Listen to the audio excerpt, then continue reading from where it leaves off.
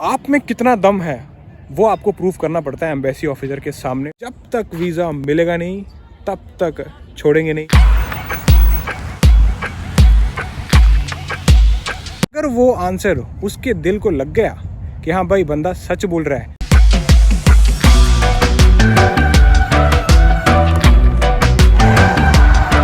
Welcome back everybody, सत श्री अकाल। तो आज की वीडियो में लेकर आया हूँ, आप लोगों ने इतने ज़्यादा क्वेश्चन किए हैं मेरे को कि यूएसए कैसे आ सकते हैं, उसके ऊपर एक वीडियो बनाओ। दो ऐसे वीज़े बताऊँगा, दो ऐसे तरीके बताऊँगा जो यूएसए आने के लिए सबसे मुश्किल भी हैं और सबसे आसान भी हैं। आ जाओ फिर।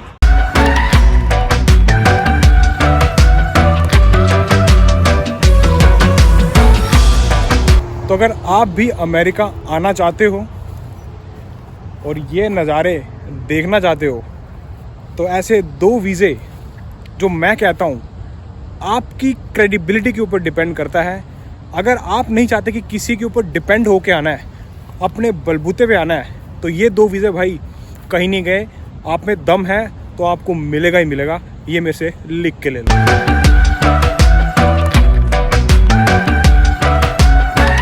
अभी जो मैं कैटेगरी बताने वाला हूँ ध्यान से सुनो। दो तरह की कैटेगरीज होती हैं वीज़ा में। एक होते हैं इमिग्रेंट वीज़ास।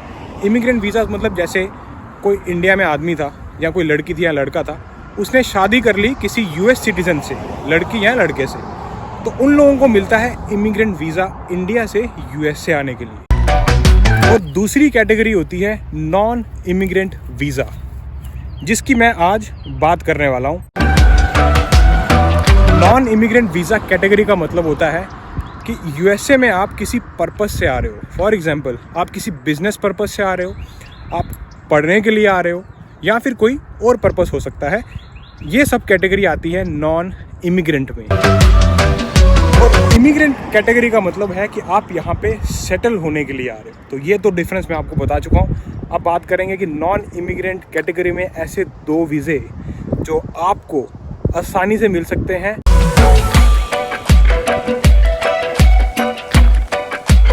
तो अभी मैं बात करने वाला हूँ नॉन इमिग्रेंट के ऐसे पहले वीज़े की जो सबसे आसान, सबसे सस्ता और सबसे मुश्किल भी, जिसका नाम है B1 B2 वीज़ा।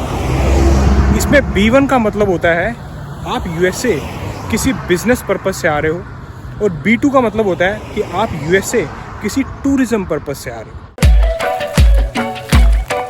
तो भाई यूएसए का B1 B2 वीज़ा लेने के लिए ना आपको किसी एजेंट के पास जाने की ज़रूरत नहीं है। आपको किसी को 4 लाख, 5 लाख, 7 लाख देने की ज़रूरत नहीं है।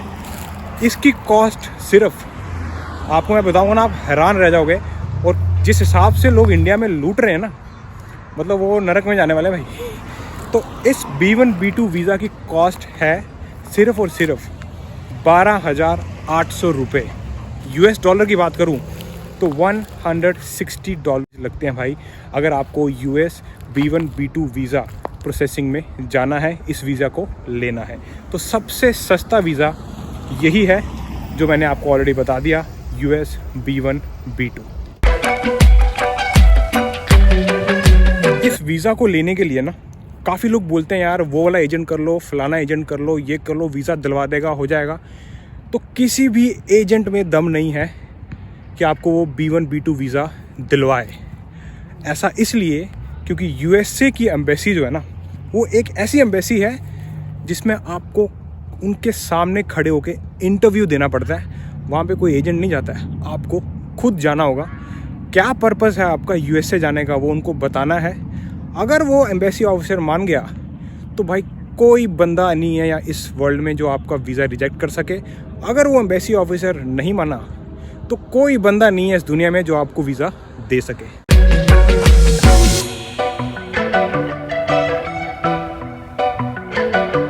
यूएसए का B1 B2 वीज़ा लेने के लिए ना जो प्रोसेसिंग है वो इतनी ईजी है। सबसे पहला स्टेप, आपको DS-160 फॉर्म, लिख लो भाई, इस चीज़ को लिख लो, क्योंकि आपका एजेंट यही फॉर्म भरने के 4 लाख, 10 लाख, 16 लाख, 7 पता नहीं कितने लाख ले जाता है आपसे। ट्रेन आ गई है, जाने देते हैं, फिर बात करते हैं। तो आपको DS-160 फॉर्म पूरा फिल करना पड़ेगा। इससे ना US एम्बेसी को आपका पूरा चिट्ठा समझ में आ जाएगा कि आप क्या हो, क्या करने जा रहे हो। एक बार वो फॉर्म भर दोगे, उनके पास सभी डिटेल्स चली जाएंगी। इंटरव्यू आपका इसी फॉर्म के बेसिस पे होगा कि आप सच बोल रहे हो या झूठ।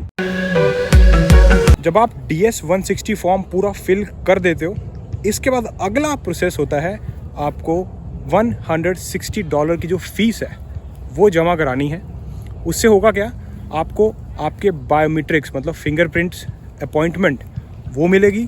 उसके बाद जब वो हो जाता है, आपको जाना होता है एम्बेसी में इंटरव्यू देने के लिए। तो ये जो दोनों डेट्स है ना, ये दोनों डेट्स एक ही बार में आपको मिलेंगी। ये दूर दूर भी हो सकती हैं। फॉर एग्जांपल आज हुई, इसके एक हफ्ते बाद इंटरव्यू होगा, या फिर हो सकता है आज आपकी फिंगरप्रिंट्स है, कल आपका इंटरव्यू हो। तो जब ये प्रोसेस आपका हो गया, अब कुछ नहीं करना है आपको। एम्बेसी में जाना है, फिंगरप्रिंट देने हैं, उसके बाद इंटरव्यू के लिए जाना है। ऑफिसर, एम्बेसी ऑफिसर आपके एकदम सामने एक शील्ड होगी ट्रांसपेरेंट, उसके उस तरफ बैठा होगा, आपको इस तरफ होगा एक माइक लगा होगा। वो वहाँ से आपसे क्वेश्चन करेगा, उस क्वेश्चन का आपको जवाब देना है। अगर वो आंसर उसके दिल को लग गया कि हाँ भाई बंदा सच बोल रहा है, तो वीज़ा मिल जाएगा भाई, कोई नहीं रोक सकता। अगर वो वीज़ा जो एम्बेसी ऑफिसर है उसको लगा कि नहीं यार बंदे में गोलमाल है, भाई कुछ भी कर लो, वीज़ा आपको नहीं मिलेगा। और जब आपको वीज़ा मिल जाता है तो यूजुअली 10 साल का वीज़ा आपको B1 B2 दिया जाता है। कुछ केसेस में हो सकता है अगर उनको थोड़ा सा डाउट है तो 2 साल का मिलेगा, but most of the cases आपको 10 साल का B1 B2 non immigrant visa मिल जाता है। अब आप USA जब मर्जी आओ, जब मर्जी जाओ।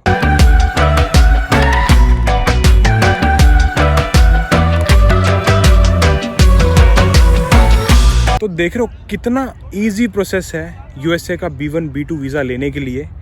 कुछ भी आपको जो है ज़्यादा इन्वेस्टमेंट नहीं करनी है, सिर्फ जेन्यून रहना है, पर्पस बताना है, आपको बोलना है वहाँ जाके कि भाई ये चीज़ मैं करने जा रहा हूँ।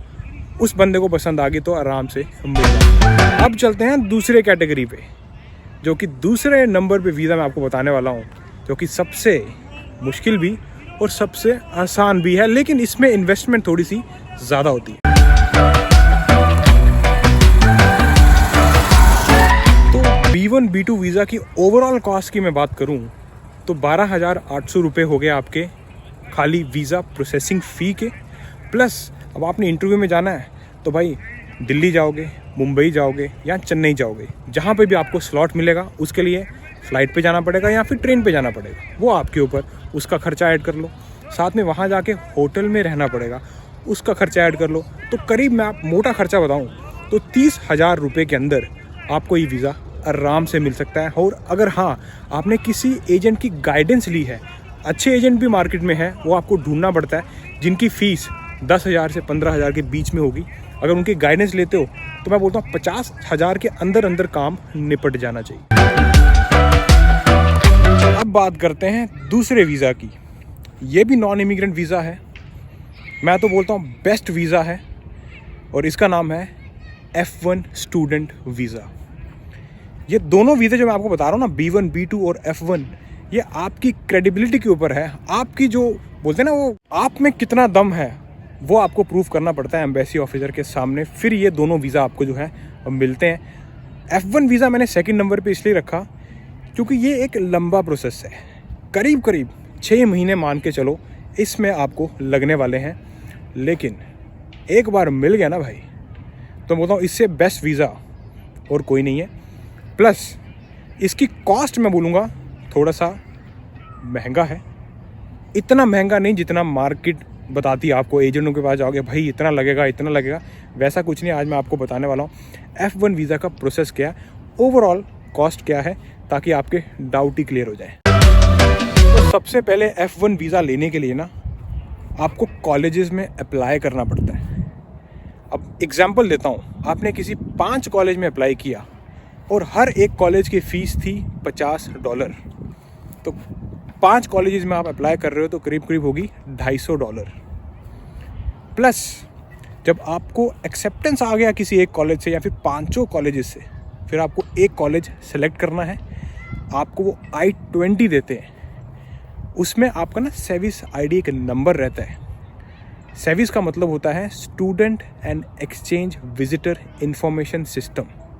ये एक प्रोग्राम बनाया गया है US होमलैंड सिक्योरिटी की तरफ से, जिस पे वो लोग नज़र रखते हैं भाई कि हाँ भाई कितने स्टूडेंट फॉरेन से USA में पढ़ने आ रहे हैं। इसकी फ़ीस रहती है सेविस I-901, जो पेमेंट आपको करना रहता है सेविस आईडी की, वो रहती है करीब करीब $350। तो हो सकता है कि आप 5 कॉलेजेस में अप्लाई किया या फिर आपने 6 कॉलेजेस में अप्लाई किया हो, वो आपके ऊपर डिपेंड करता है। वो जो आपकी हल्की सी इन्वेस्टमेंट है ना, वो आपके ऊपर डिपेंड करेगी। मैं एग्जांपल लेता हूँ 6 कॉलेजेस में, तो $50 की फ़ीस थी हर एक कॉलेज की। 6 × 50 हो गया भाई $300। $350 होगी आपकी फ़ीस सेविस आईडी की, प्लस DS-160 फॉर्म, वही फॉर्म जो मैंने B1 B2 में आपको बताया, इसमें भी आपको सेम वही चीज़ करनी है। तो टोटल कॉस्ट में बताऊँ करीब करीब $800 से $850 आप पकड़ के चलो आपकी पॉकेट में होने ही चाहिए। अगर आप F1 वीज़ा लगाने जा रहे हो तो 800 से 850 का मतलब हो गया करीब करीब 60 से 70 हज़ार इंडियन रुपीज़ की बात कर रहा हूँ मैं, कि 60 से 70 हज़ार रुपये आपके पास होने चाहिए F1 वीज़ा प्रोसेसिंग के लिए। और जब आपने DS-160 भर लिया, स्लॉट्स ले लिए जिसमें आपके बायोमेट्रिक, इंटरव्यू, सेम वही चीज़ जो B1 B2 में हुई है, तो आपकी जो कॉस्ट है ट्रैवल की, फ़्लाइट की, होटल की, तो टोटल मिला के ओवरऑल कॉस्ट में बताऊँ F1 वीज़ा प्रोसेसिंग में वो $1,00,000 पकड़ के चलो आप। इसमें मैंने कोई एजेंट को इंक्लूड नहीं किया है, ये सिर्फ आपके पास जो आपने खर्चा करना है वो करीब करीब $1,00,000 इंडियन रुपीज़ जो है वो आपका आ ही जाता है। इसलिए इस वीज़ा को मैंने नंबर 2 पे रखा है।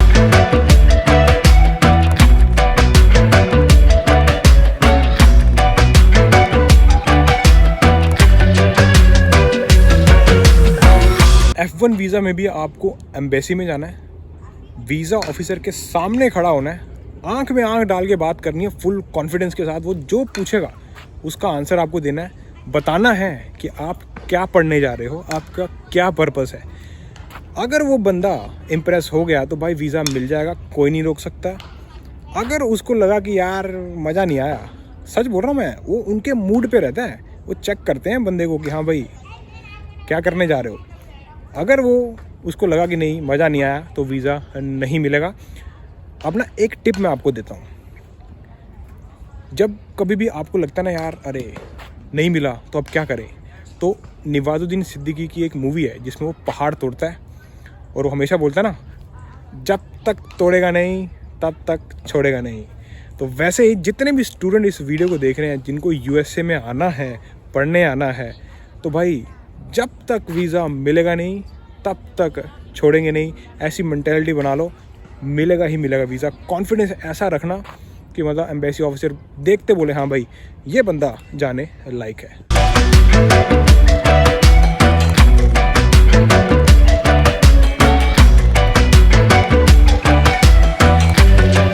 F1 वीज़ा आपको मिलेगा 5 साल के लिए, 5 ईयर्स का वीज़ा मिलता है। जैसे ही आपको इंटरव्यू में वीज़ा ऑफिसर ने बोल दिया कि ठीक है भाई आपका वीज़ा अप्रूव है, सिर्फ फ़्लाइट करानी है और USA आना आपको। USA का मतलब वीज़ा लेते समय ना एक चीज़ मेरे को बहुत अच्छी लगी इनकी, उसी टाइम ऑन द स्पॉट पता चल जाता है कि आपका वीज़ा लगा है या रिजेक्ट हुआ है। इसीलिए ये जो 2 वीज़े ना, ये सबसे आसान भी इसीलिए हैं और सबसे मुश्किल भी इसीलिए है क्योंकि आपको वीज़ा ऑफिसर के सामने जाना पड़ता है, आंखों में आंखें डाल के बात करनी पड़ती है। हाँ भाई क्या करने जा रहे हो, पूरा कॉन्फिडेंस के साथ जाओ, आराम से मिलता है। तो ये थी आज की वीडियो, और इस टाइम ना मैं यहाँ पे रिक्रिएशन पार्क में आया हूँ, तो सोचा आप लोगों को भी दिखाया जाए। पीछे मैंने दिखाया आपको, जिसमें कुछ लोग रनिंग कर रहे हैं, वॉलीबॉल चल रहा है, बास्केटबॉल चल रहा है, सबकी अपनी अपनी जो है रिक्रिएशन एक्टिविटी यहाँ पे चल रही हैं। अब मैं ना आपको एक प्रो टिप देता हूँ, चाहे F1 वीज़ा हो, चाहे B1 B2 वीज़ा हो, चाहे जो मर्जी वीज़ा हो, भगवान का नाम लेके जाना भाई क्योंकि ऊपर वाले का आशीर्वाद होगा ना, आगे एम्बेसी ऑफिसर जो मर्जी हो आपको वीज़ा मिलेगा। अगर उसका आशीर्वाद नहीं है तो वीज़ा नहीं मिलेगा। ये प्रो टिप थी इस वीडियो की, होप आपको भी अच्छी लगी हो। सो कहने का मतलब एक ही है, believe in God, you will definitely get the results. मानो चाहे ना मानो, मैं तो मानता हूँ, इसलिए आप लोगों को भी मैं टिप दे रहा हूँ कि भैया नाम लेके जाना तो ये थी आज की वीडियो कि F1 वीज़ा, B1 और B2 वीज़ा, ये 2 वीज़े ऐसे हैं जो सबसे आसान हैं और सबसे मुश्किल इसलिए हैं क्योंकि आपको वीज़ा ऑफिसर के सामने जाके आंखों में आंखें डाल के बात करनी पड़ती है और फिर आपको रिज़ल्ट मिलता है। अब मिलता हूँ आपको ऐसी किसी इंटरेस्टिंग वीडियो में नेक्स्ट टाइम। हाँ, वीडियो अच्छी लगी हो तो लाइक करना, और अगर आपके कोई कमेंट्स हैं तो कमेंट सेक्शन में ज़रूर बताना। कोशिश करूँगा हर एक पॉइंट पे मैं बात कर सकूं। अगर आप लोगों को F1 का प्रॉपर जानना है कि पूरा एक तरीका प्रॉपर बताओ, उसके ऊपर भी वीडियो मैं आपको बनाऊंगा। जितनी नॉलेज है पूरे आपके साथ शेयर कर दूंगा। अब मिलता हूँ ऐसी किसी इंटरेस्टिंग वीडियो में नेक्स्ट टाइम। अंटिल देन, चाको फटे भाई। नहीं यार, सही नहीं हुआ, चाको फटे। और इन 2 वीज़ा लेने के बाद ना आपको खुद में लगेगा कि यार हाँ, अपने दम पे USA जा रहे हो, किसी पे डिपेंड होके आप USA नहीं जा रहे हो। और रही बात एजेंट्स की, तो भाई मार्केट में काफ़ी अच्छे एजेंट्स भी हैं, लेकिन सबसे ज़्यादा ख़राब एजेंट मिलेंगे, तो थोड़ा उनसे बच के रहो। अपनी जितनी रिसर्च हो सकती है वो करो, और फिर आप गाइडेंस के लिए मैं ज़रूर बोलूँगा, अगर आपको नहीं पता चल रहा है तो गाइडेंस के लिए आप किसी भी अच्छे एजेंट को पकड़ सकते हो, वो आपको गाइड ज़रूर कर देंगे। लेकिन वीज़ा उनके हाथ में नहीं है। वीज़ा सिर्फ एक ही बंदा है, पहला गॉड, दूसरा वीज़ा ऑफिसर।